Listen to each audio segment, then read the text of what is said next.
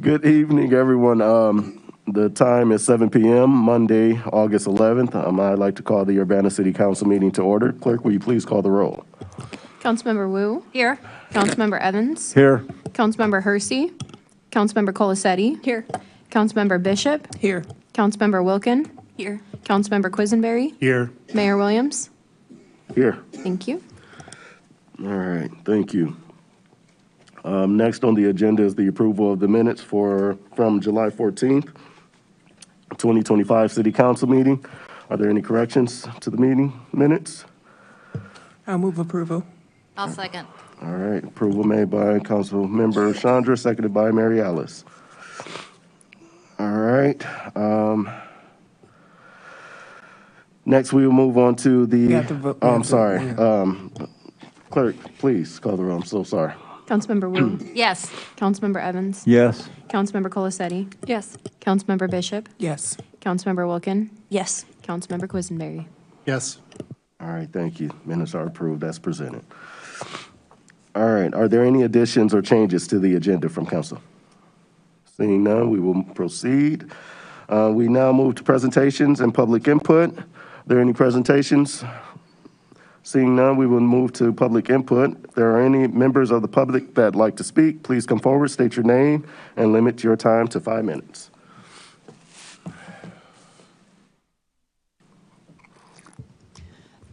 Good evening. My name is Claudia Lenhoff, and I'm the Director of Champaign County Healthcare Consumers. And I just wanted to let y'all know about some meetings coming up this fall that some folks might be interested in. The first one is, and I can provide written information about this later, but the first one is Thursday, September 11th at 6 o'clock at the Champaign Public Library, where we will have an information session on the big budget bill that passed and what it means for various health programs, food programs, housing programs, things like that. So it's just an opportunity for people to learn more about that and also about when the cuts to programs will hit and when we can expect them to affect our community. And then last time that I was here, there were some people interested in Medicare open enrollment information. So we will be holding a Medicare open enrollment community meeting information session on Wednesday, October 15th at 10 a.m. at the Champaign Public Library. And that's also an opportunity for people to get connected to organizations like Healthcare Consumers and others for help with the enrollment process. And anyone who is new to Medicare or about to be new to Medicare would be welcome to come to that. And then lastly, sometime in later October, we're still waiting to determine the date and time, but we will have a community meeting for Marketplace open enrollment. The Marketplace, I don't know if people know, but the state of Illinois, since the Affordable Care Act was passed, has partnered with the federal government for the Marketplace, which is where people can shop for private health insurance and also get subsidies to afford that health insurance. Well, the state of Illinois is opening up its own Marketplace for this fall's open enrollment.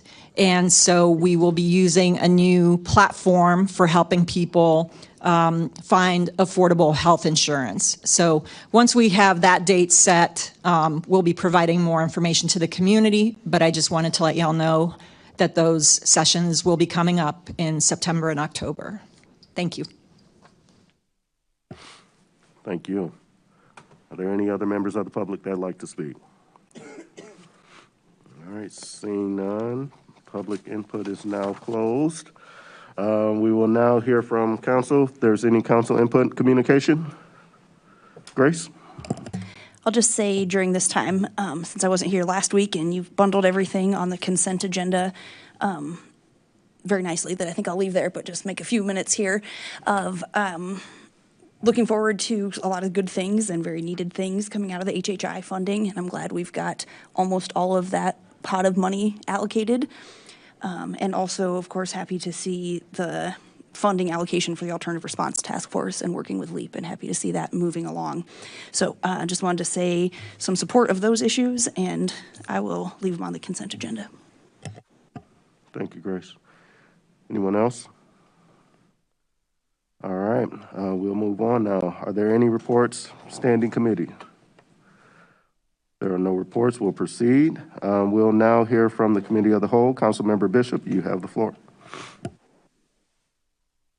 On behalf of the Committee of the Whole, I present items A through J on the consent agenda. Do I have to read them all, Clerk? Okay, all right. Resolution number 2025-08-065R, a resolution approving an increase in the number of Class R&T-1 liquor licenses for Cephalus LLC, doing business as Cephalus Restaurant at 510 North Cunningham Avenue, Suite A, Urbana, Illinois.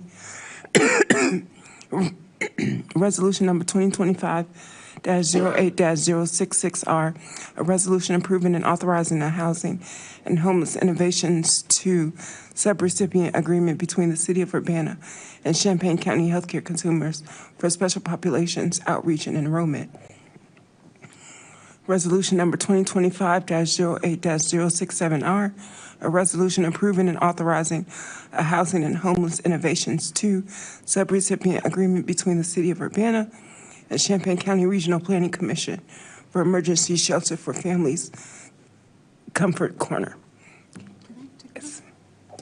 If it's permissible, I'm going to take over to read the remaining items. So next is item D, resolution number 2025-08-068R, a resolution approving and authorizing a housing and homeless innovations 2 subrecipient agreement between the City of Urbana and City of Champaign Township for Stride Shelter.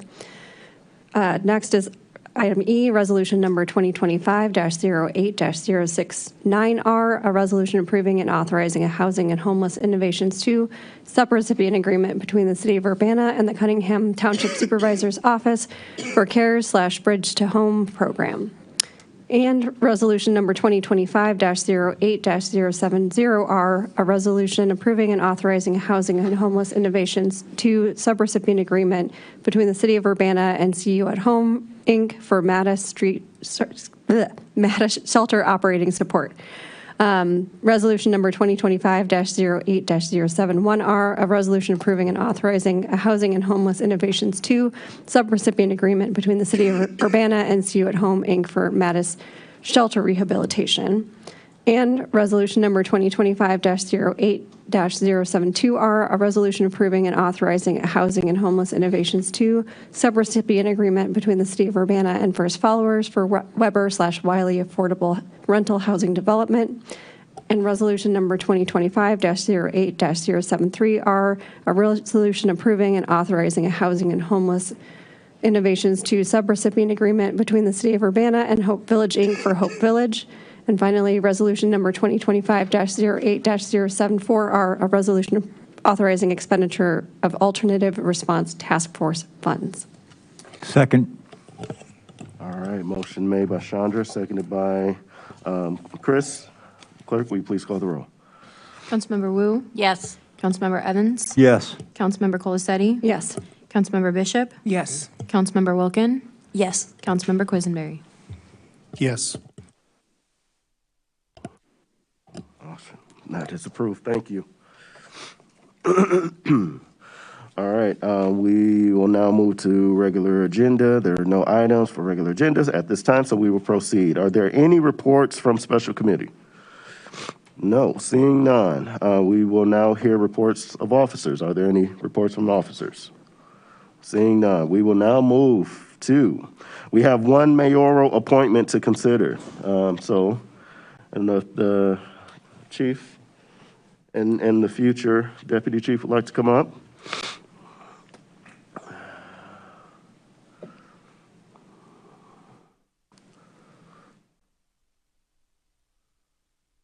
Welcome, gentlemen. Zach, you look good in the suit, man. It looks good on you. All right, so we have one mayoral appointment to consider, the appointment of Zachary Mikulik as the deputy police chief for a term ending June 30th, 2027. Before I ask if there's a motion, is there anything either of you would like to say or comment? I would just like to do a quick overview Yes, of sir. his Go for experience it. and why you and I selected him for this Yes, sir. position. All right, as Chief of Police, on behalf of the mayor and myself, I'm pleased to present Lieutenant Zachary Mikulik for the role of Deputy Chief.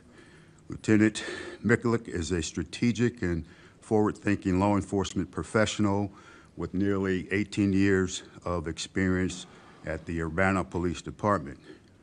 He's currently serving as the Services Division Commander.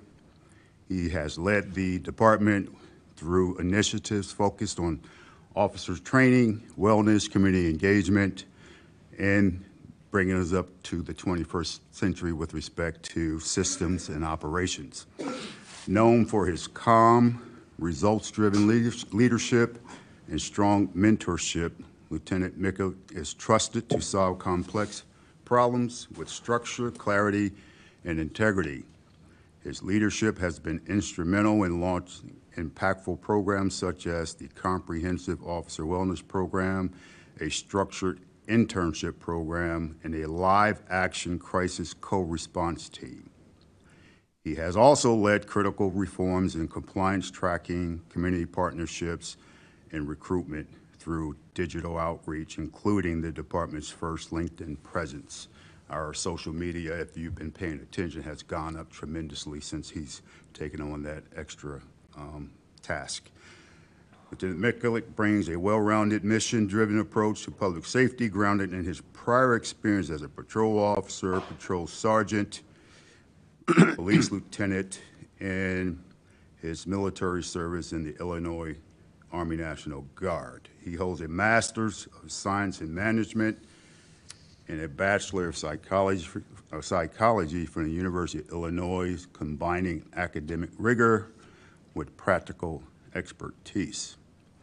He has worked and earned multiple commendations, including Community Engagement Award, Hometown Hero Award, reflecting a career defined by innovation, trust, and service.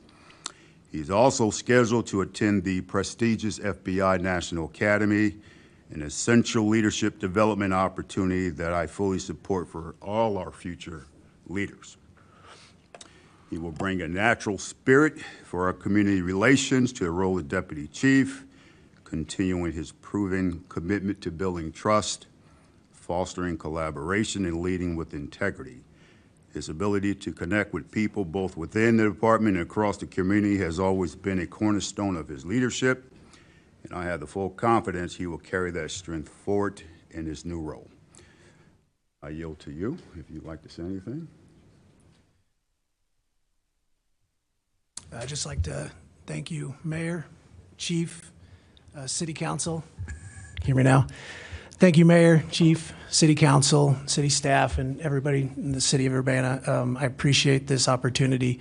I do not take it lightly. I understand the responsibility that comes with this role, and I will do my best to uphold all the virtues and values that I've strived to achieve so far in my career, and the things that I believe that are most important for this office. I am a relationship-first person, and I've always been that way. I live in Urbana, I work in Urbana, my kids go to school in Urbana. I love this city, and I want to see what's best for it. And I believe that I can help with Chief's guidance to do that in collaboration with the rest of the city, the police department. So again, thank you. I will just say I appreciate your willingness to step up. In this short stint of time that I've been, in this position, I've, had an appreciation and respect for the work that you've done. I see the way, your staff responds to you, and that's just a testament to your leadership. I see the way the community responds to you when they're out and about, and that's a testament to your leadership as well. So I am looking forward to the work ahead, and like I always say, let's get to it. So I appreciate you. With that being said, we will go ahead and move forward. Is there a motion to approve this? Yes, I'd like to move approval of the appointment of Zachary Mikulik for a term ending June 30th, 2027 for a Deputy Police Chief. Second. All right, motion made by Jaya, seconded by James. Is there any discussion? I just wanted to say I've had the opportunity to work with Lieutenant Miklick in the community and also had conversations with him here in Chambers. And I think the chief's description of him is very apt to what I've seen is that care for our community. And also our community's been through some tough stuff that has seriously impacted our officers. And when I've checked in with him about what steps were being taken, how are we taking care of the folks who are on the front lines, his responses were not only appropriate, but just showed that care for the officers who he's been helping to lead. So I just want to say that I appreciate this appointment and the work that I've already seen and look forward to seeing the department have this support in a leadership role. Grace? Thank you. Yes, I thank you for your willingness to take on more responsibilities and leadership, and appreciate your comments and passion for Urbana community. I also really like the description of some of what has happened here with especially the crisis co-responder team working alongside on active calls, which I think is great and what we've been working towards, and also want to throw out for the mayor and staff and department leadership that I think it would be great to involve the public. Like, I've been wondering what's going on with that, and I think it's really important to collaborate, especially as we have the Alternative Response Task Force, and I don't think we need to be dividing efforts and resources, but I think we really need a lot more coordination between the department and the public and the council, and have a little more information there. So again, really appreciate some of the work there, and would love to be more of a part of it as a community. All right, anyone else? All right, clerk, will you please call the roll? Councilmember Wu? Yes. Councilmember Evans? Yes. Councilmember Colasetti? Yes. Councilmember Bishop? Yes. Councilmember Wilkin? Yes. Councilmember Quisenberry? Yes. All right, that has been approved. Congratulations, sir. Looking forward to your work ahead. Thank you.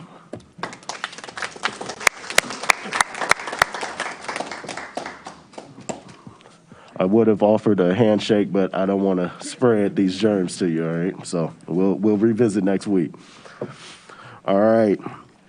All right, the next item is the discussion of council rules and meeting procedures. So at this time, the floor is open for any discussion. Oh, come on. Chandra. Can we get, I don't know, a summary where we left off? Sure. Yeah, it's been a minute. We've all slept since then. So basically where we're at is our city council rules, which are the rules adopted and written by the city council to govern yourselves and kind of help run our meetings, have not actually been modified since January of 2021. And there have been a handful of items that various council members have brought to attention that they think could possibly improve the rules. So what we have done is kind of summarize the points that have previously been brought to the clerk's office attention and the bullet points, as well as clarifying information about areas of question from city code, as well as a copy of the resolution that sets the council rules from 2021. And where we're at presently is hoping to narrow down any changes, if there are any, that you guys wish to see in a future resolution. The next step, of course, would be the clerk's office would prepare a resolution that would come back to a committee of the whole meeting that would incorporate the changes that you guys advise, and you would consider and debate it further, and then maybe eventually pass it and adopt new rules. But where we're at presently is we've just provided you guys with some notes, basically on feedback that we've received about changes you guys hope to see, and you're welcome to discuss them. You're welcome to add to this list. You're welcome to do as you please. They're your rules. So.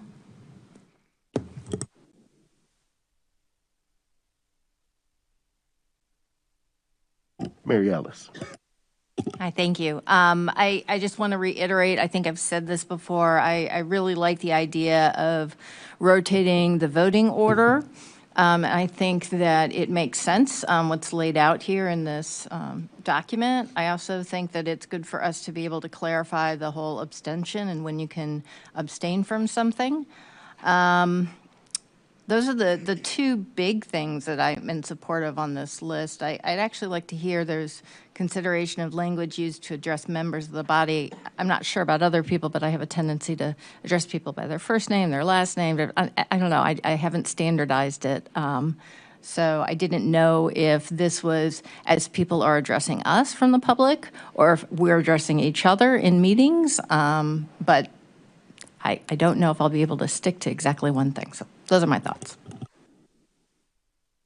Grace? Thank you. Yeah, so I don't know if strategically it might make sense if we go through some of these bullet points, do a little straw poll.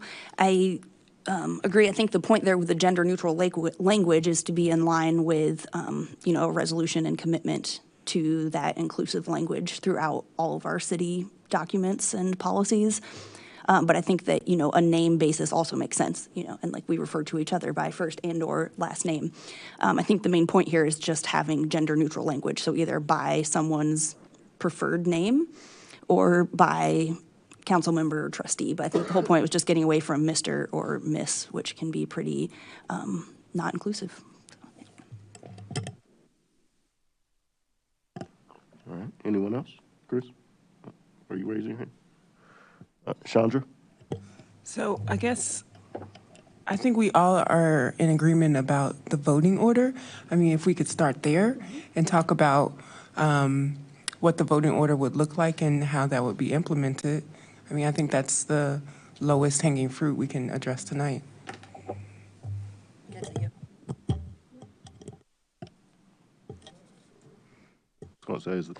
So, yeah, we all are in agreement that the order should be changed, but how should it be changed? And in what way, if the clerk has? So that first sub-bullet point under that one, I think this was actually suggested by Councilmember Quisenberry. The suggestion was that the chair votes last at their respective CAL meeting, so the order would start so that they would be the last one. So it would start to I guess, to the left of them, full circle. And then at the subsequent council meeting, because we kind of see them as like a series, it would be the same voting order. So for 2 weeks in a row, we would have the same voting order, and it would be a predictable rotation, much like the rotating chair in numerical order by ward. However, I did include a note that we should probably include language about what to do with special council meetings. So when we have meetings that fall outside of the traditional order, or there's maybe not a preceding committee of the whole, is there a preference on how voting order or chair is ascribed beyond what we do presently? James. Yes, thank you. The current council rules define the chair of the committee of the whole as essentially the beginning of a COW meeting to the end of the subsequent council meeting. So I feel like we could use that it's always, the person to the left of the chair or next up into the line from the chair, because we always know who the chair of the COW is supposed to be because of that. Now, some of these nights where we have 4 meetings, we do really need to understand which meeting is what, because there was one night where it wasn't completely clear to me what order we were going in, but that doesn't happen. That's happened like 3 times since I've been on council, so we just have to be clear. Grace? I'm also wondering if there's any legal language maybe the clerk and possibly attorney want to think about that is not such a requirement, like a may rather than a shall, like preferably in order starting with the next person to chair and the chair votes last. But I think that some of these seem like a little more of our preference that I wouldn't want to have someone hold it to, that in future councils 20 years from now it goes out of order and then we're like in violation of our meeting rules. And I don't know if some of these that are more preference like can have some language that doesn't have us in trouble if we don't follow it to the letter. I will just add, they are your rules, so we get to put in there whatever you please. So yes, we can absolutely add caveats like in the event of vacation or in the event of like we get off track, like what happens. But yeah, absolutely.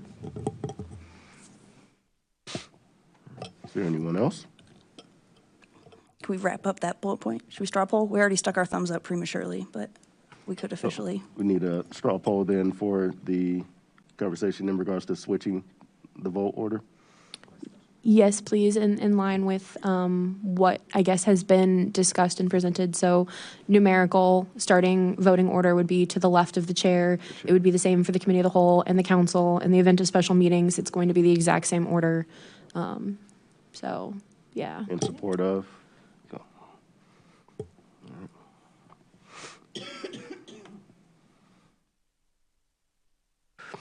All right. And then, I guess, so then are we moving to the next bullet point, which was the gender neutral conversation addressment? So any conversation details? Jaya?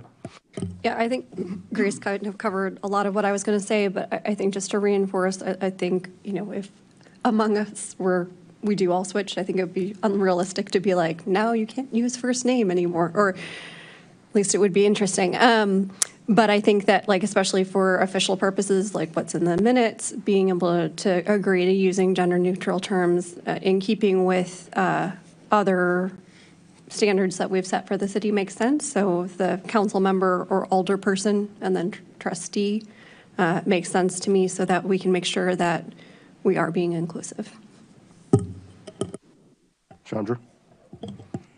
It's always been my question, is it council member or is it alderperson? Like, I know we switch back and forth, but what is the legal true?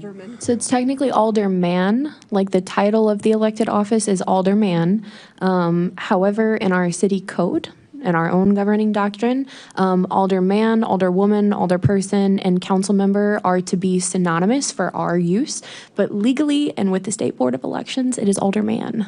Okay. Council member, I'm joking. Go ahead, Mary Alice.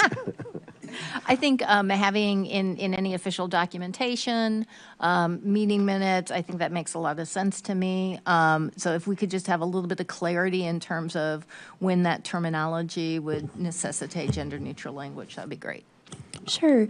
So the primary driver of this being included as an item for discussion was with roll call, how the clerk was to address the council or to get your attention. Prior clerks have used Miss or Mr. with the last name. And when I came in, I welcomed using councilmember trustee to address. I also do think that for my purposes, especially on meeting nights where we have more than one meeting, if it's a township meeting, when I'm calling trustee, I think that's a verbal indicator to our audience that we are in a township meeting versus a city council meeting. But beyond that, I have not received any feedback about how you should address one another while you're up here at the dais. In the meeting minutes, it has always been trustee or council member. But that is not actually dictated anywhere. So this would be an opportunity to provide some direction to the clerk's office on keeping that the way it is or whatever. I personally like the concept of council member, trustee, such and such, or just first name, you know, as we typically do. It just seems like it's, you know, streamlined, straightforward. So, but that's just my 2 cents on that. Yeah. Yeah, I think for the minutes, I just to kind of reinforce too I think putting trustee or council member in the minutes, it just clarifies who we're talking about, right? Like, probably not everyone's going to know everybody's first name, and while we hopefully know who we're talking about up here, I think for the minutes, if we can continue, I think what you're doing is working, is basically what I'm saying, so I think keep it going. All right, so now do we take a straw poll for the support of that verbiage that we just discussed? Everyone's in agreement. All right, here we go.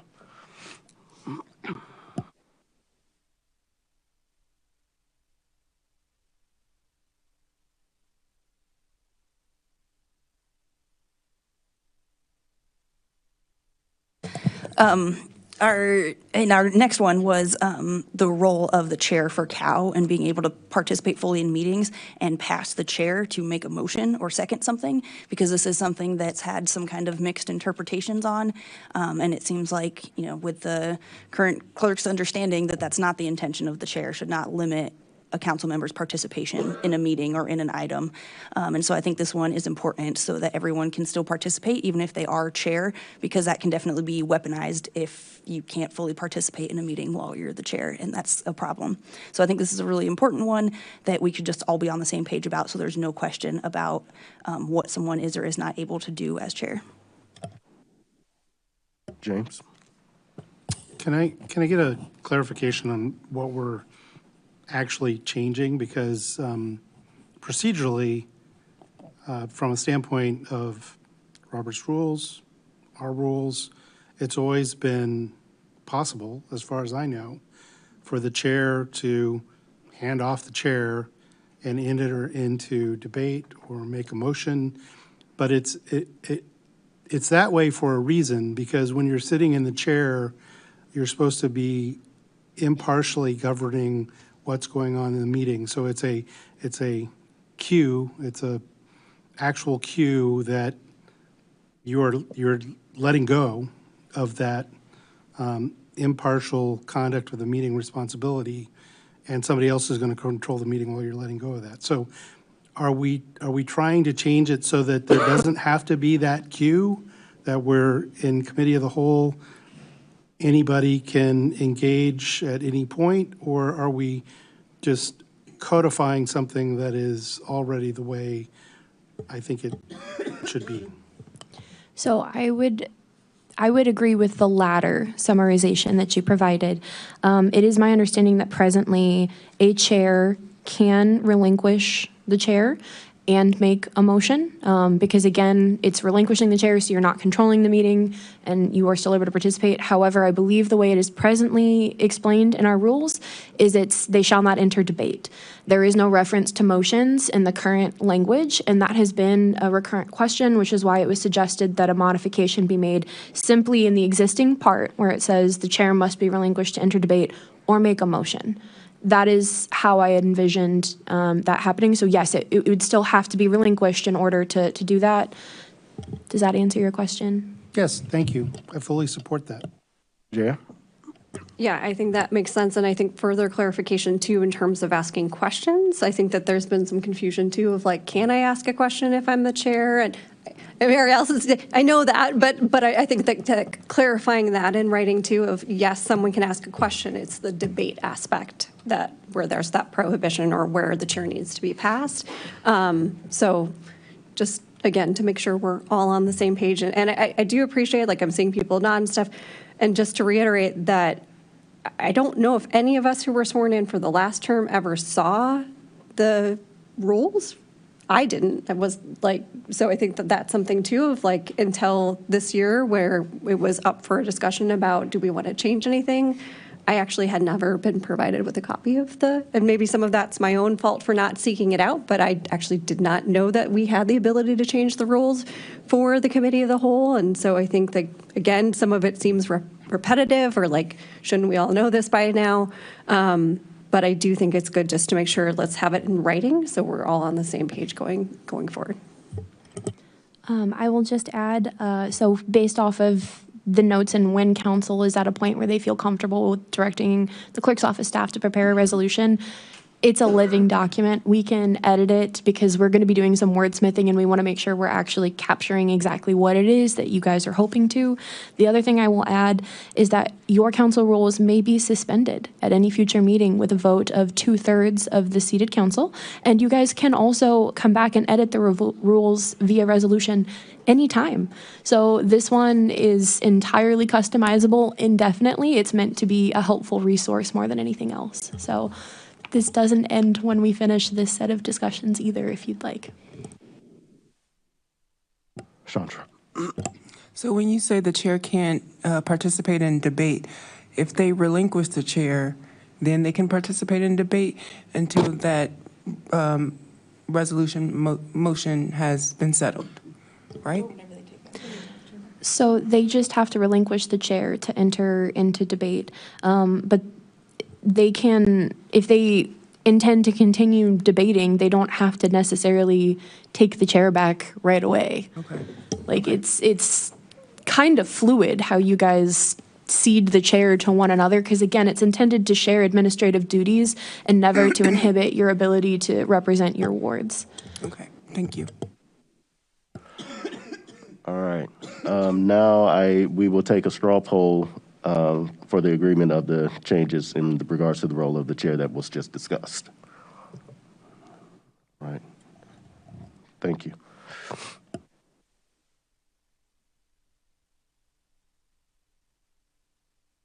All right, next, go for it. Were you about to say something? Oh, sorry. I can. I think Go that for the it. next point is about clarifying language regarding abstentions and conflict of interest.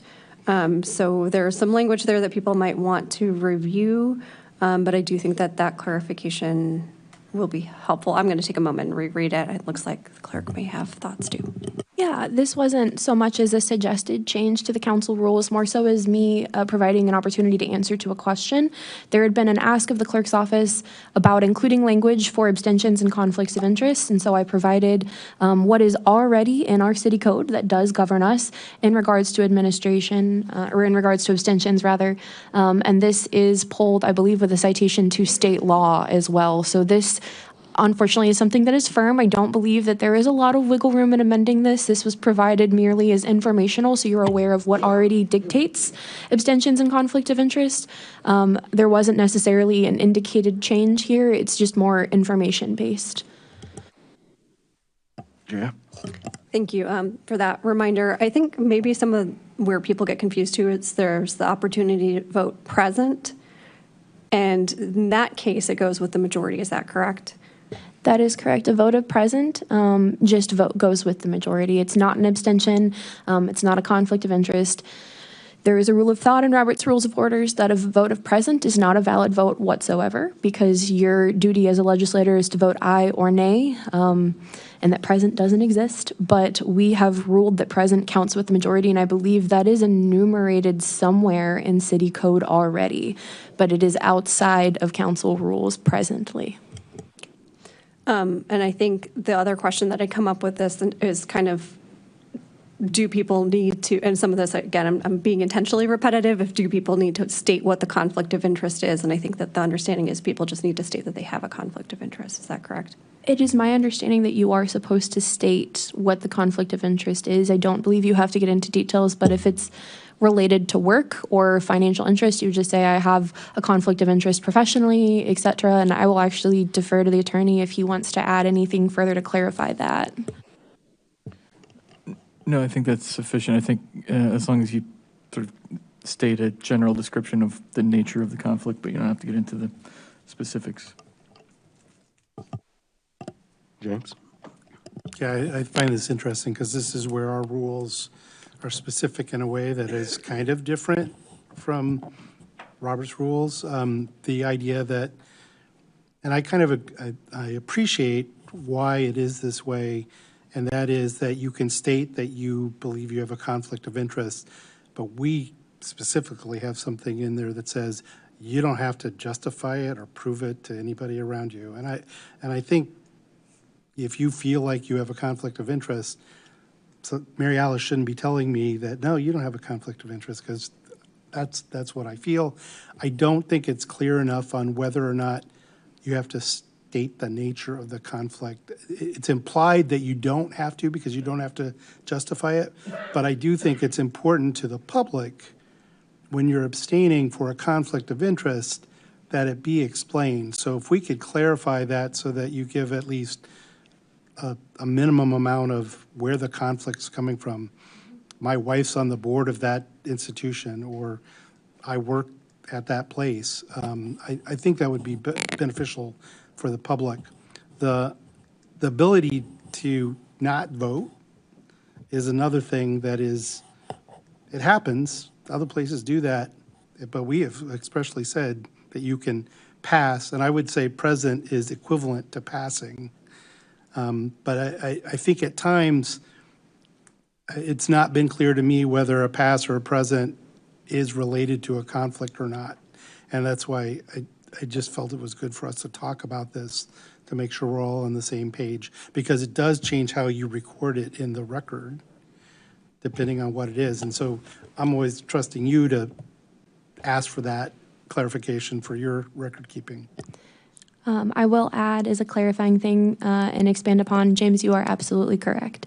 On our ordinances and resolutions, I don't know if you guys have ever looked at the page where it records your votes. The only fields are ayes, nays, and abstains. So abstains do not count as an aye or a nay because they are for a stated conflict of interest. However, a present vote will be recorded as an aye or a nay depending on which side was prevailing or in the majority. So that is correct. We do not log present or past votes as abstentions because abstain is very clearly stated usually among our council. We've not had any confusing instances yet, but I agree. I think that there is certainly room within the council rules to provide some clarifying language about expectations with declaring conflict of interest, as well as maybe in clarifying our existing process for how we handle votes of present versus pass, or however. I welcome this. Chris? And just to remind ourselves, when there is an abstentia for a conflict of interest, and there's only one of those, the potential to create a tie vote exists, and the mayor breaks the tie. Is that correct? That is correct, Chris. The mayor may vote in instances of ties, and a singular abstention would create an opportunity for a tie.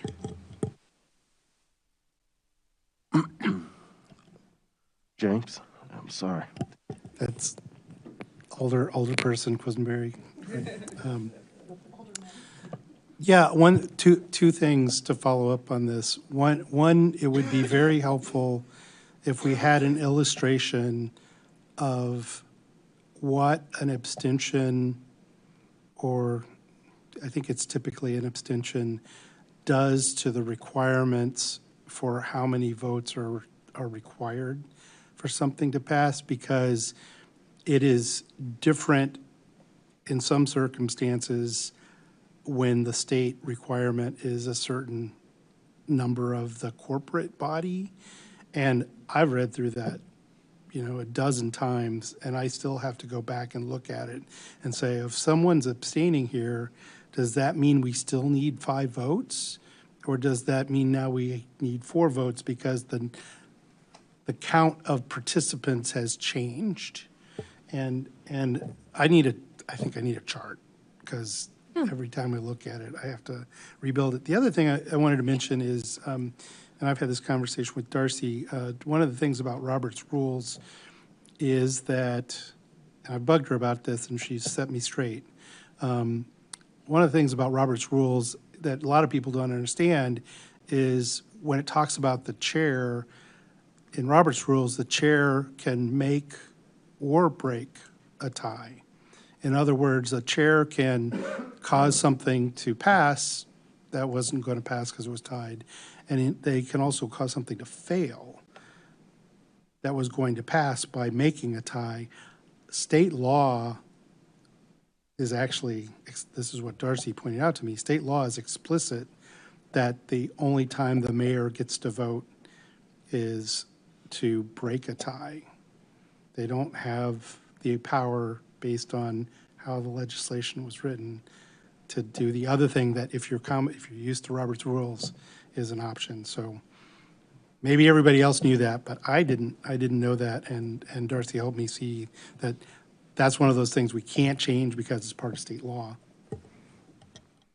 Well, and briefly, I will address both of those things. So in addition, with your second point as well, budget items are also a matter enumerated in state law that the mayor is allowed to vote on outside of ties, but that is the only exception, is budget items, both passing and amending our budget ordinance. And then I will have to look into this further, but to your first point in regards to abstentions impacting majorities of the corporate authority or supermajorities of the corporate authority required to vote, my understanding is that it varies based on type, because the language itself in a couple of places says of members present, and then at other times says of members total. And so it varies by subject matter because of members total implies that even if a member is ill and is not participating or a member abstains, that the number required for passage does not change and is the same regardless. That being said, I do believe that there are others that say of members present. So I do agree with you that a chart would be helpful because of members present implies that if a member is sick, then that number would change. So. All right, Grace? So can I just clarify, recap on this one? This is a mostly informational bullet piece, right? But we're saying maybe add some detail about how to state the nature of an abstention. Yeah, perhaps Anything else? including like a paragraph or a subpoint somewhere in our existing council rules that says when a conflict of interest arises, because I think it's in 3 right there, it says of a stated conflict of interest, and that's in city code, of course, not in rules, but just expanding upon that and saying like you should state the conflict of interest or a brief summary of a conflict of interest at the time of abstaining on a vote. And then also maybe some explanation of like a present vote and how that is recorded, explicitly stating that it is recorded with the majority as opposed to recorded as an abstention.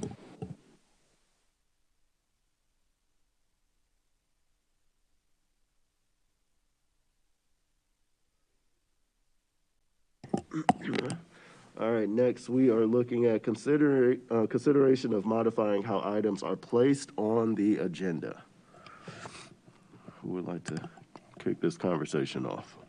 Grace. This is one that I do not agree with. I think the clerk has already stated the potential OMA violation issue that 3 council members can't get together and talk about putting something on the agenda. You'd have to awkwardly triangulate and seems like an unnecessary burden. It's also limiting the access of council members and the representatives to put things on the agenda.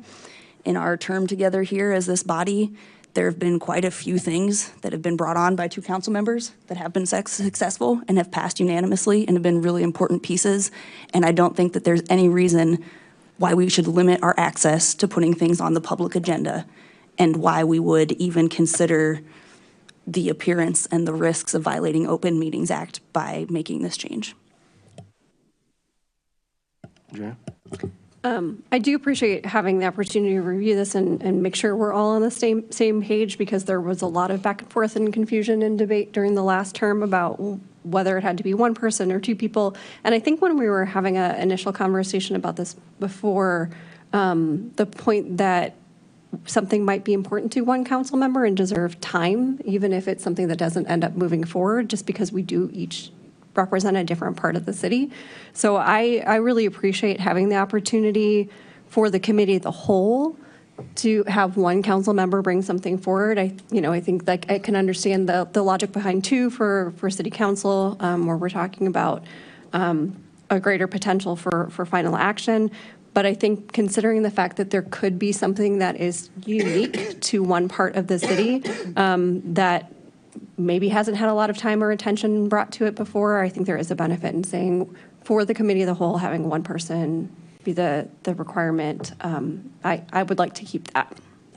Chris? For example, if the Ward 3 representative wanted to put forth on the agenda an ordinance that prohibited construction north of Carver Drive, they ought to be allowed to put that on the agenda for a vote.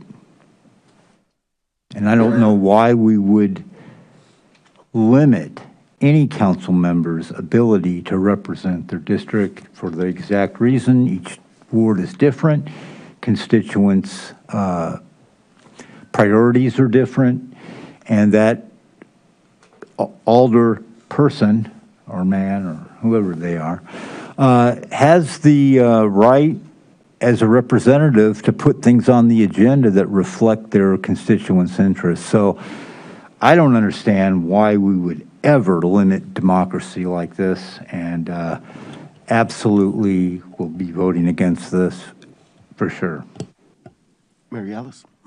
So I think where I'd like to make the distinction is between city council and committee of the whole, where the committee of the whole is the council, right? And so having one person put something on the committee of the whole makes a lot of sense, up for the discussion.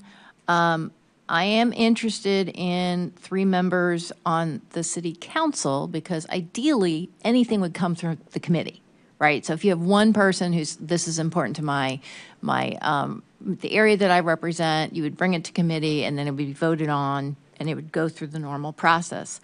But to me, if you're going to put something directly on city council for final action, that bypasses the committee, which is why I think there has to be a little bit of, strength between putting something for final action on city council. I think having one person put a discussion item on city council makes a lot of sense because there's no final action. But those are my thoughts. James? Yeah, so I'm convinced and comfortable with the idea that committee of the whole is the council's tool to discuss things, and any member of the council should be able to ask for something to be on committee of the whole. I'm also comfortable with that from a perspective of an item for discussion on the city council agenda. What I'm uncomfortable with is anything going to, as Mary Alice stated, to the council agenda for potential action without the committee of the whole having voted on it, because that's what the committee of the whole exists for. And the other thing, so there's 2 nuances that are on my mind.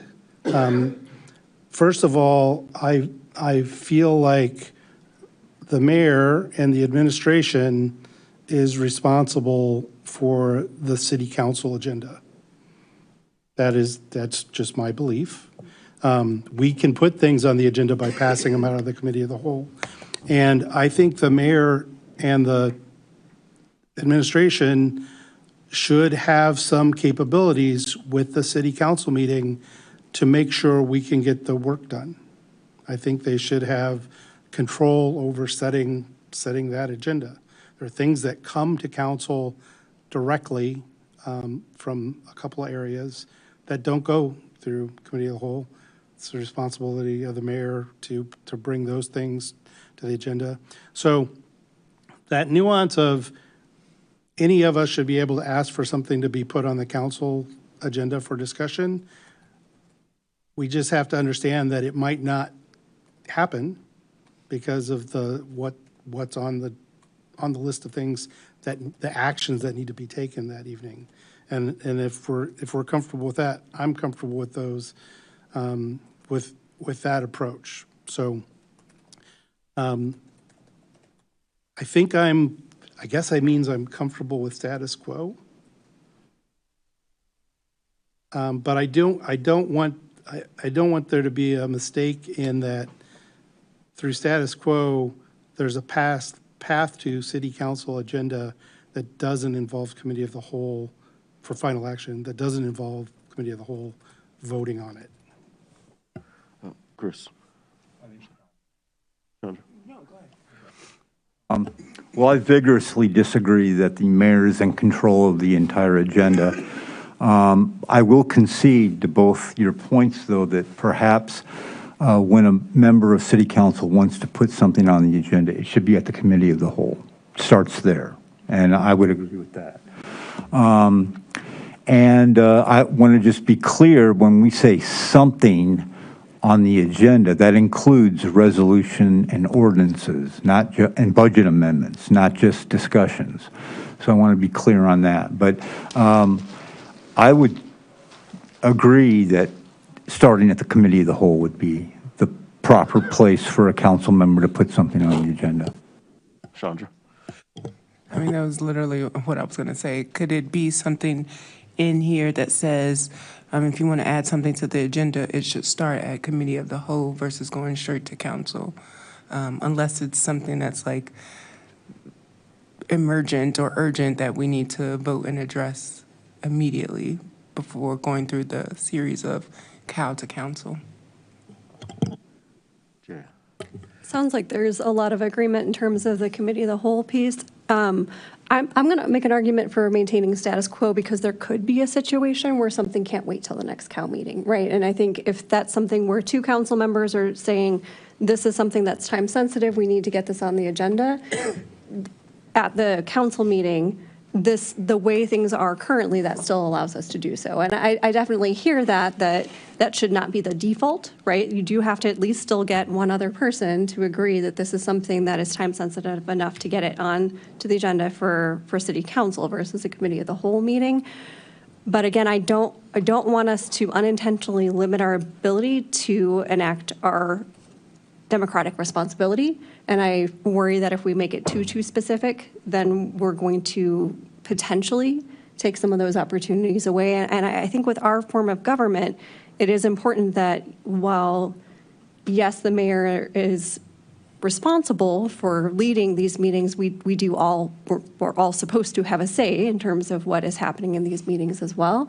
Urbana has a very interesting form of government, and I think it's important that we make sure that we don't, I think I said this before, cede power that is supposed to be the responsibility of the city council, right?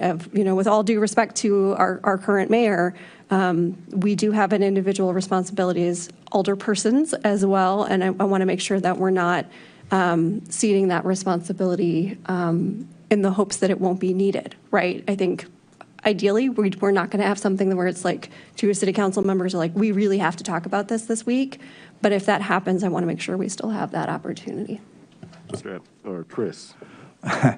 For example, James, the grocery store in Ward 3, the grant was due like in a couple weeks, so we had to put it on the agenda real quick. And so Jay, what I'm hearing you saying, there has to be kind of an emergency ability to put things on the agenda if it's an emergency, if there's good reason, and maybe there needs to be a stated. Go ahead, Jay. So I would, again, I don't want to overly restrict it because we don't know what could come up, but that is the kind of situation I'm thinking about. And, I think ideally a council member could approach the mayor with that and say, hey, this is time sensitive. Can we please make sure this is on the agenda? But if there isn't consensus between the mayor and the council member, I think it's still important that we are able to enact our duty. Or if someone actually took a break when they're sick and they're not able to be here, right, that we're not holding something up that could be time sensitive. So that is those kind of unusual circumstances why I'm encouraging us to maintain what we have in writing now. Grace. I'm also in support of keeping things the way they are currently. One person adding things to Cal, two people adding things to council, keeping in mind that council meetings are more than final action. It's also presentations and discussion, and that's also when we have time. I think it's a really bad idea to say that a council person can only add things to Cal. Like, for example, we've been trying to have this discussion in Cal meetings and running out of time. We've been pushing out old business, some items for months and months because we run out of time. I think it is absolutely an issue to say that we couldn't add something to a council meeting when that's when we finished our official business tonight before this discussion in 30 minutes versus trying to have a discussion at 11 o'clock. I think that's a really big issue. So I think we really need to keep things as they are. There is a history in the past administration of the mayor not cooperating with additions to agenda, and it was necessary to take that action, and even our legal right in our rules was challenged. And so I think it's very important that we keep what we have here currently. The original point here, from what I recall in the suggestion before I think it got derailed, was clarifying that a council member can bring any item to a meeting because it has been falsely shared as the narrative that a council person cannot propose a budget amendment, and that is not correct, and that's what was actually the original intention here, was not to take away any council member's right or access to add things to the agenda. It was just to clarify that we have the right to add any item to the agenda under our current rules. So I think we really need to keep it as is, and I would recommend that if there's the will of the majority, that we clarify that this applies to any item. James?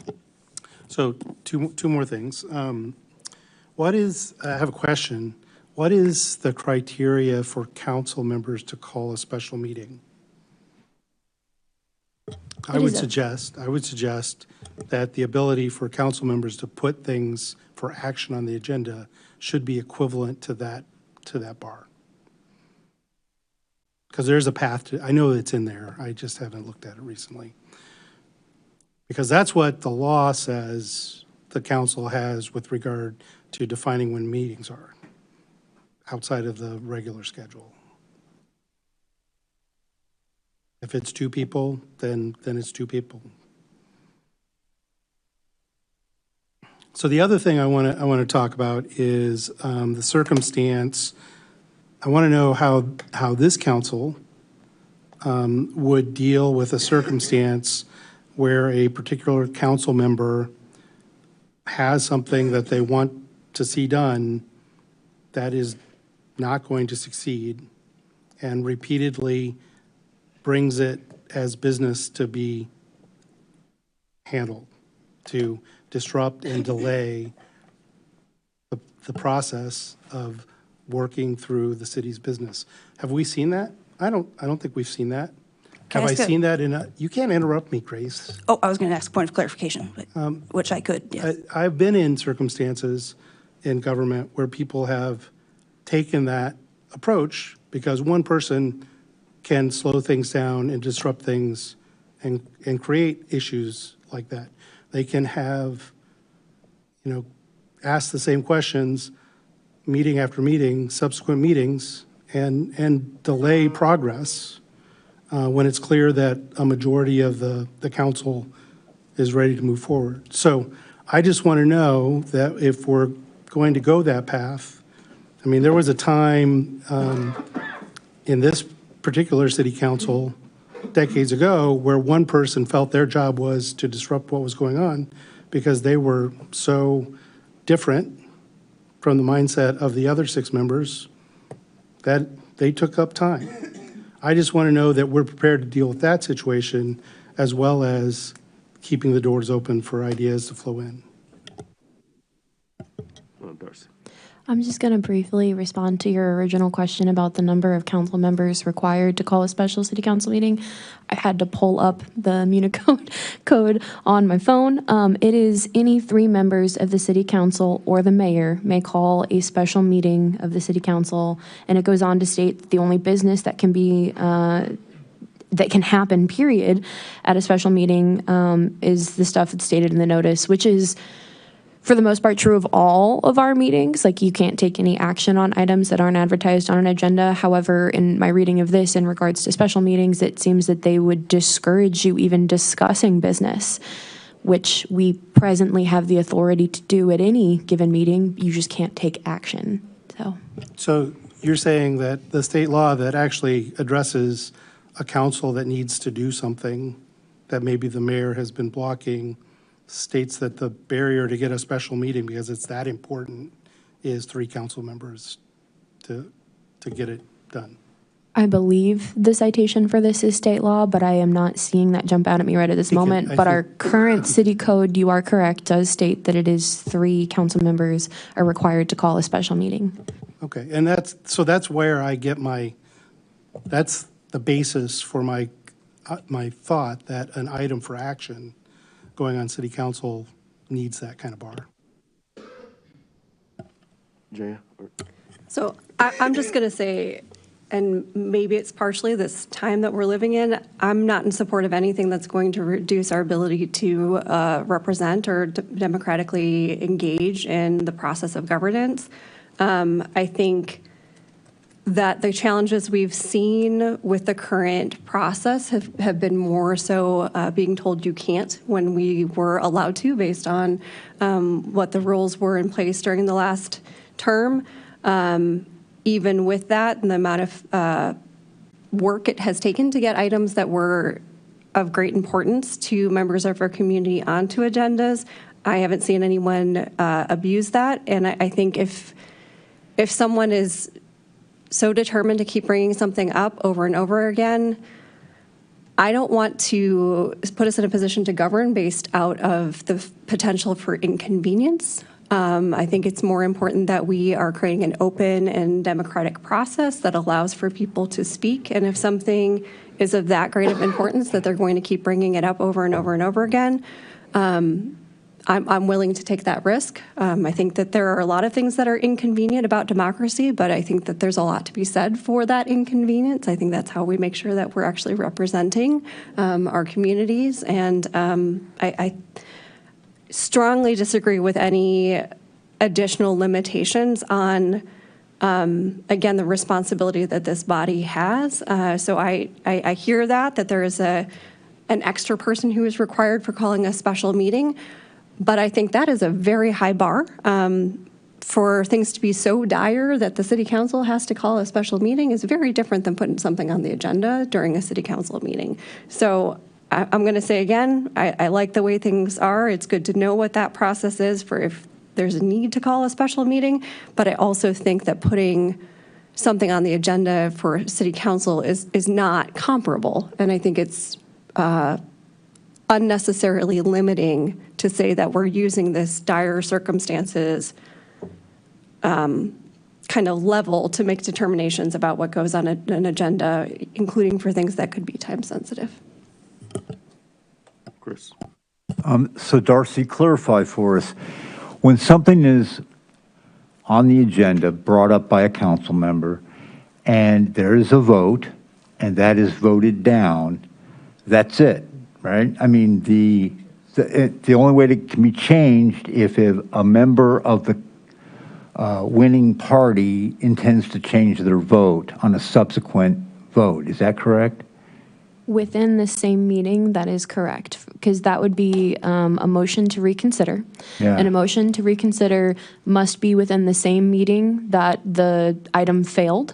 So before adjournment happens, a member on the prevailing side, which in this case would be the opposing Right. side, would have to change their mind and reintroduce it. Now, During the same meeting? during the same meeting. Now, let's say it's got voted down and 2 meetings later, they'd like to bring it, somebody wants to flip and bring it back. It's actually not required that they flip at a future meeting to bring it back. The same item can be brought back again at a future meeting By the winning side or the losing side? Anybody? By anybody, Okay, as long as it's a new meeting. okay. And then again, it just follows the same process of we take a vote and we vote it down, up or down again. Okay. And also our 3 minutes of council communications, we can talk about anything. And if I want to talk about every night during the 3 minutes that the Minnesota Vikings are the best football team ever, I can do that, right? Absolutely. Okay. Grace. Thank you. Also would like to clarify that my understanding in checking in the procedures here, speaking of following the procedures, is that I do have the right to interrupt a speaker to make a parliamentary inquiry, which is what I was trying to do to clarify that point about if anything of your concerns are relevant, if that is even possible, because what we've been told and what we've been operating under is that once something fails, it cannot be brought back by any of the people who were in support of it, and it failed at any time ever. So if that's not the case, we really need to clarify that, because that's what we've operated under too, including amendments, not even just a whole thing, but if you propose this amendment and it got shot down, you or nobody else can bring that same amendment up again. And if that's not the case, that's a really big issue, because that's what we've been told and what we've been operating under. So I do think we need to clarify that, and I think that if that is the case, that you can't bring it up once it's been voting down, that concern is not valid. If that's not the case, then we have an issue with how we've been operating. I agree with you, Grace, and it has been something that has been a point of confusion, and I've heard both sides. However, my understanding, based off of researching parliamentary procedure and conferring with the attorney, is that to reconsider is only within the same meeting, and that is where the conditions must be met, that it is a member of the prevailing and opposing side must change their mind to bring it back. However, at future meetings, so after adjournment, new meeting, it's as long as it's on the agenda, it can be brought up again by anyone and reconsidered. And this body has done that previously with items, and it was still voted down. But I do recall with a budget item, it failed as a standalone budget amendment, was brought back in a future proposed draft budget, and was removed again. That was not council initiated. That was administered by the mayor's office at that time. But that has occurred with this body. But I do not disagree with you. It has definitely been presented and expressed to this council previously that once an item is failed, it's done. But that is not my current understanding. I would just confirm that that's correct. Yeah. And within the same meeting, like she said, it requires a motion to reconsider. It's got to be somebody from the opposing party, and typically it's on the basis of new information received. I saw this happen once in my time in Champaign, and it was strictly that. New information came in about something that had happened, and the council reconsidered and voted again, and something that failed the first time passed. So within the context of separate meetings or separate council sessions, it can come up repeatedly. I'll just say something too. I'm not, sorry, I'm not opposed to, seeing things remain the same, right? With the understanding that, as Darcy mentioned earlier, changes can be made, right? I am of the notion that until and if we see something be abused on either side, right, in this current administration, there's no need to, make any unnecessary movement as far as I'm concerned, in this regard to now. Because what I don't want us to do is go into, this moment in time and having people feel as though their voices are being, taken from them as we continue to, move in our own space. We're all governing our own individual. You guys have your wards, this, that, and the third. All of your wards are coming, to me, and I have to help, navigate that space as a whole, So I don't want, anyone to feel as though their voice is being removed, as we are moving forward in decisions for the betterment of the city. So as far as I'm concerned, I am not opposed to seeing things remain the same until we need to address it again, if we need to address it again. So I think Grace, or someone down here had their hand up. I'm sorry, James. Yeah, I just want to add for the reconsideration thing, actually, Darcy and I have talked about this a couple times, not in a moment where it came up, unfortunately, but the confusion comes from the observation of something like Congress, which you cannot, once something fails, you can't bring it up again in a Congress session because Congress never adjourns. For their 2 years, they recess. So it's essentially the same session. And we've had that question as to whether for city council, our term is a session or a year is a session or the meeting is a session. And I know it came up that they needed to research this and that the meeting essentially is a session. So if you make an amendment proposal in committee of the whole and it fails, and I think we had this with the budget, you can propose that amendment when it's at city council. And I think we had that with this budget cycle. I think we did. And so that is a circumstance that finally it came to a point where it had to be researched, and we have a definitive answer there. I will just add that we do not define session anywhere in our city code, anywhere in our ordinances or resolutions, or anywhere in our council rules.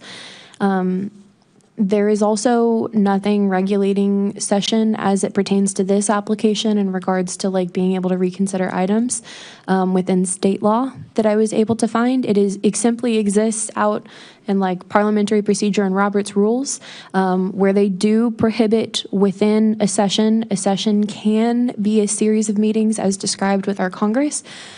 But because we do not have a definition for session, and because it typically is consistent with or synonymous with adjournment, and we can take action separately at each of our meetings, we have treated at the City of Urbana a singular meeting as a singular session. Therefore, items can continue to be brought back at future meetings in lieu of a session being defined. So two things. One, I think it's good we're having this conversation because I think there's very clearly different information that has been shared with different people. So I'm glad we're having the conversation. And then I think Chandra may have had her hand up, but I was just going to suggest maybe we take a straw poll on keeping things the same to see if we can move forward. Chandra? Yes, I was going to say, let's move on.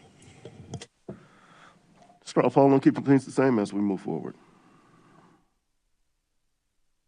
All right.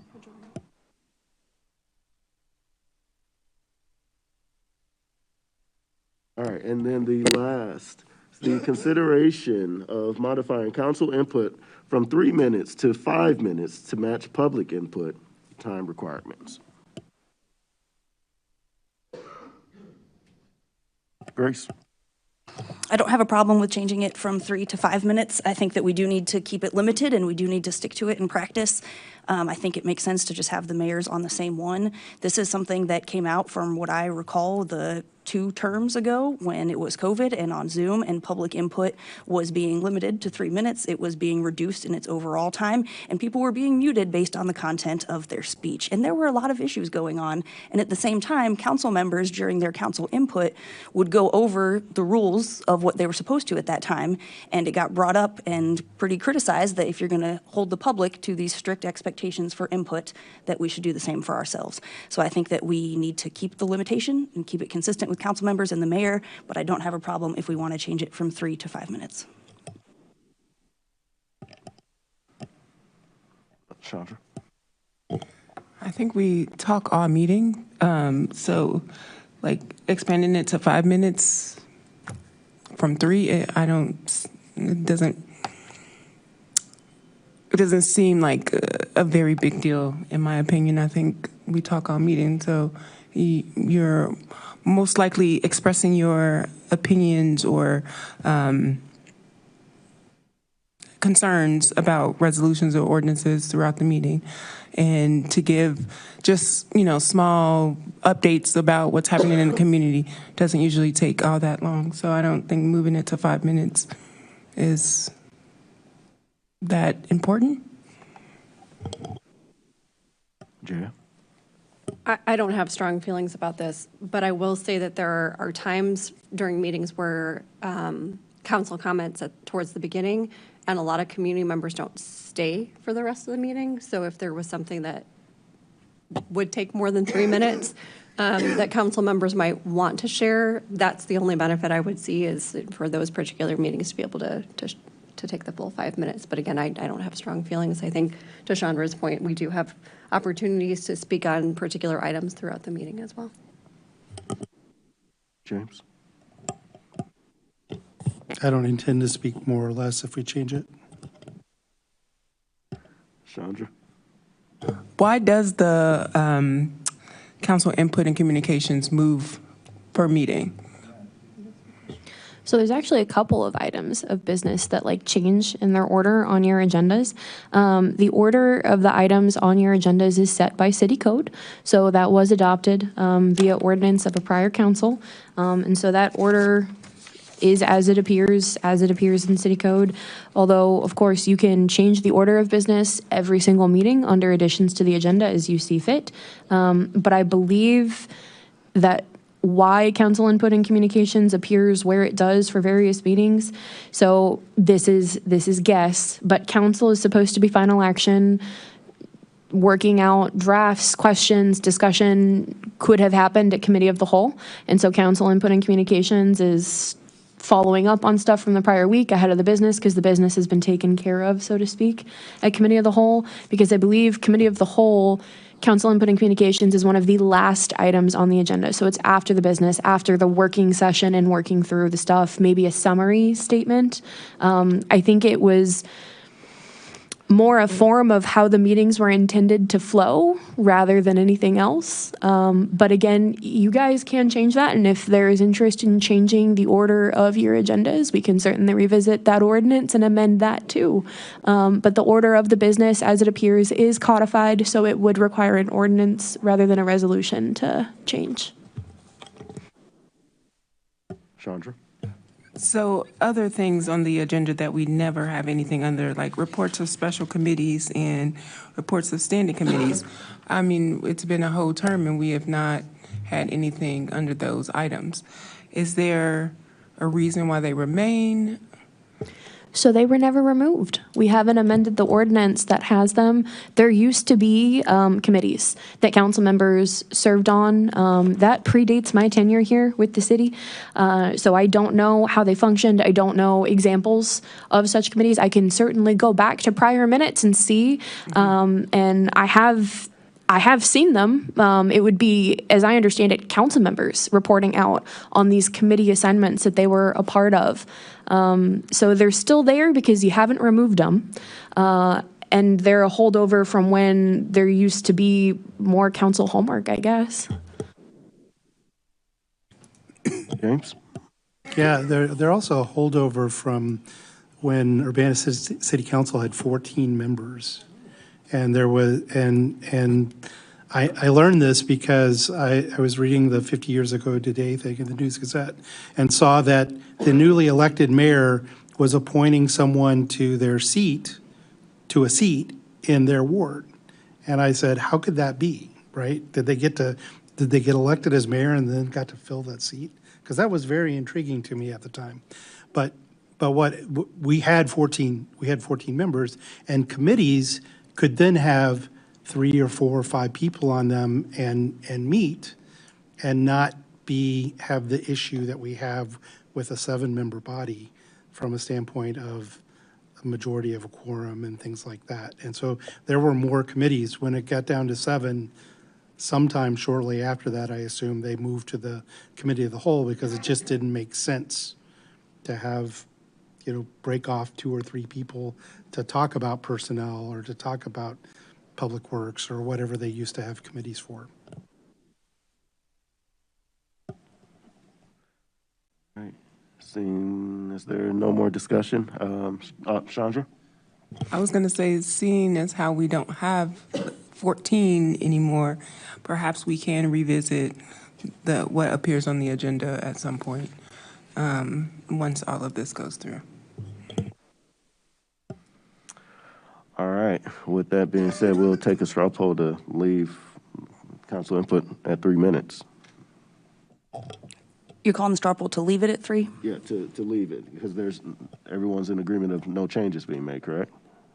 Mary Alice? I believe as I was reading the notes, I'm sorry, the ordinance on the rules, any member, if somebody says, hey, I need more than 3 minutes, can request more than 3 minutes, we can vote on it. So I feel like since I think that will be not very common, I think we should just leave it at 3.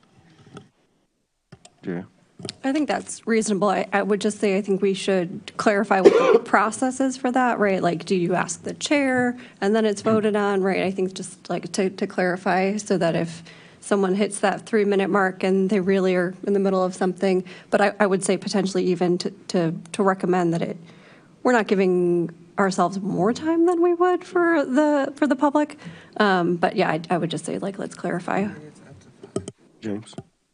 Yeah, and before we completely leave this, because I agree leaving it's fine, I do want to suggest that one of the things that's not on here was the discussion of the fact that the amount of time council members can speak and debate, that length of time is defined in 2 different ways in the guide.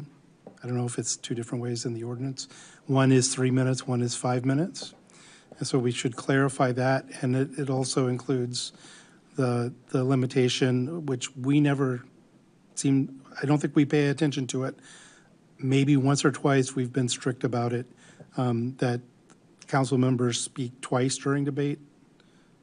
And so, if we're going to continue to allow people to speak multiple times and not have that as a rule, we should take it out, is my point. I've never felt like it serves, it only seems to serve in contentious situations where we're concerned that the debate is going to get circular and continue endlessly. So that's not on here, but that discrepancy between the time you get to speak in debate and whether or not we're actually going to keep the part about only twice during debate should come up at some point. Sure. Darcy. I will just add, so the council input and communications, Rule 3 as it currently stands, is on page 156 of the published packet. It's also page 2 of the resolution 2021-01-003R. And actually, I am kind of changing my own understanding of them and reading them right now. And that it says that each council member shall be limited to speaking once until all others have had an opportunity to speak. And then it does go on and say that they will be allowed a 30-second response or comment. It doesn't state a cap, though. So as it's currently written, you could continue to ask for 30-second intervals. It doesn't outline that the chair is the one that has to. It says the chair will ask for council comments and recognize council members, so they would have to be recognized, but there's nothing about voting up or down if someone gets another 30 seconds. It doesn't say there's a max number of 30-second intervals that you could have. The other thing that I will add to, I misspoke earlier. So I know it is stated in city code, the order of the agenda in terms of the items of business, but it's also stated there in Rule 3 before it gets into the little details where council input and communication shall appear on the agendas. It explicitly states that input and presentations shall precede, and committee input and communications will be the last item at committee meetings. And that council input and communication shall follow public input at city council meetings. It doesn't explain why, but it does clearly state that. So if there is interest in changing where those appear on agendas, we should edit it in the rules and the ordinance. So we'll tackle that. But I just wanted to call that out and apologize. I misspoke there. It's in both. So. Thank you, Darcy. Chris, did you have something? We got to take a straw poll. Okay. Taking a straw poll to leave it at 3 minutes. All right. That passes. Everyone. Okay. Yeah, it was everyone. No hesitation. Chris, what you got, man? I just wanted to add another consideration, and that is I would like to codify that when a council member is scheduled to be the chair and they can't make that meeting, how are they replaced, that chairperson? Who then replaces them as the chair? So presently, functionally, what we do is if the council member alerts us and is like, hey, I'm not able to chair this meeting, and asks us to find a replacement, we go to the next ward in numerical order. Now, we have also had times where a council member has come to us and been like, hey, I took care of this for you. I'm not going to be there, but I asked so-and-so to chair in my absence. And that sometimes skips numerical order. And we have honored that and kind of gone with the flow because there's nowhere where this is outlined or stated. However, I will say, like, when it is up to us to dictate, we just keep the numerical order because it keeps it clean. It makes sense. But nowhere is this codified. All right. Well, if that is it, seeing that there's no additional, Jaya. Sorry, not to keep people longer, but I do think it sounds like we've made a lot of progress tonight, but I think that item, clarifying if we want to codify that.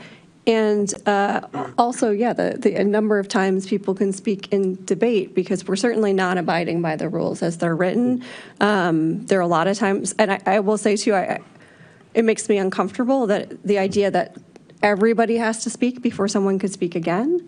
Because if I heard you correctly, that's how it is written now. So I think we're not abiding by that. So like James said, if it's in writing, we should be abiding by it. And I think that's another item we really should look at. So it doesn't have to be tonight, but I would say before any new proposal for rules come forward, I'd like to see those items revisited.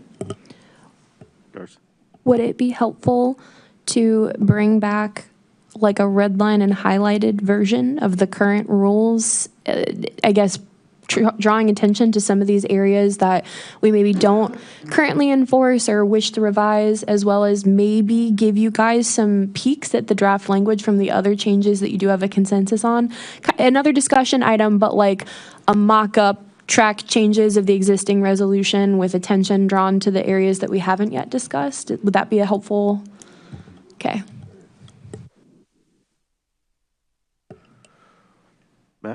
you have anything?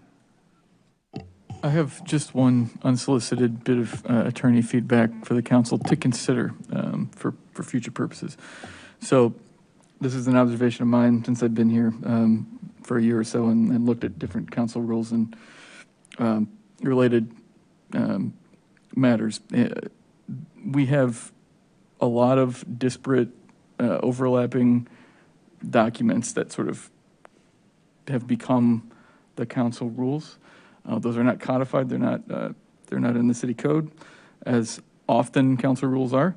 They're not all in one place in a set. And I've heard a few comments. You know, Jaya mentioned earlier, just not being familiar with them. I think for accessibility, for having the information available both to council members and to the public, and for being able to track changes over time. So we have a bunch of disparate resolutions that have been passed for, over the past 3 or 4 decades. Once in a while, there'll be an amendment to a council rule. Tracking when those are updated, when they're revised, keeping them together, I think, would be a really important piece procedurally if council were in favor of doing that at some point in time. It's going to take some work to kind of make sure that we cover everything that's ever been passed and make sure we're repealing things that need to be repealed if it's an ordinance or not. But I do think it would be worthwhile to consider and to spend time on. So my 2 cents as the attorney in the room. Mary Alice? Aside from many things that the new federal government has taught me is that we need to revisit all the old laws and see if they are relevant. So I absolutely think that that is a good plan. Agreed. Anyone else? All right. Matt, yes. I want to tag on one thing. I should have mentioned this at the beginning. So this is not just my observation. The thing that really cemented it and compelled me to say something tonight is, as I was looking back through these rules, former city attorney Jack Waller, who passed away last week, which we thank Jack for his many, many contributions. A lot of what we're even talking about tonight was the product of Jack's work. But in Jack's memo that's in the current council rule document, it's in Appendix 2, he talks about this very thing and recommends a full codification of what they had in place, and that was from 2003. So this has been, been a concern, I think, for a while. Thank you, Matt. All right. With no further business before this body. I will just very briefly, quickly ask, so I will get to work on this. Is there a meeting date that you want this back before you guys? And again, I do recommend it still is a discussion item, but I will bring you a working draft version, like a red line version. But is there a meeting in mind?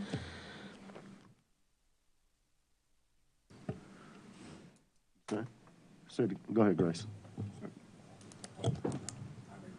I was going to say, I don't have preference whenever you're ready, but I don't know if Chandra had a more concrete suggestion. Is the preference still a council meeting or like this, so it's presumably quicker to get into this kind of thing? All right, I'll find a time. We'll find it. All right, with no further business before this body, this meeting is adjourned. Have a good night.